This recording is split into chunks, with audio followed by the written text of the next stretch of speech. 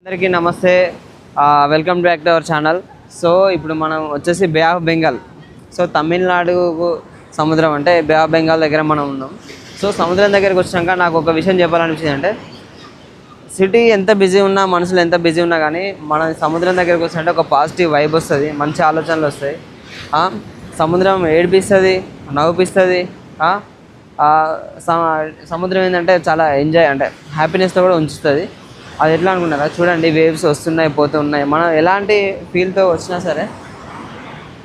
వచ్చినా సరే కానీ మంచిగా ఎంజాయ్ చేయొచ్చు. చూడండి ఎంత బాగుందంటే, నేను అక్కడ చూసిన బయట కొంచెం డస్ట్ ఉన్నా కానీ సముద్రం మంచిగా ఇక్కడ మాత్రం చాలా బాగుంది. చాలా హ్యాపీ అనిపిస్తుంది నాకు. సో ఇది బే ఆఫ్ బెంగాల్. నేను చిన్నప్పుడు చదువుకున్నా, బట్ ఇప్పుడు వచ్చేసి ఇక్కడే ఉన్నా. నాకు చాలా హ్యాపీగా ఉంది. బే ఆఫ్ బెంగాల్ దగ్గర ఉన్నా. అలలు మాత్రం చాలా బాగా వస్తున్నాయి. సో తమిళ నేర్చుకోవడం చాలా ఈజీ. నాకు చాలా వరకు వర్డ్స్ అనేవి అర్థమైపోతున్నాయి, వచ్చి ఒక్కరోజు అవుతుంది.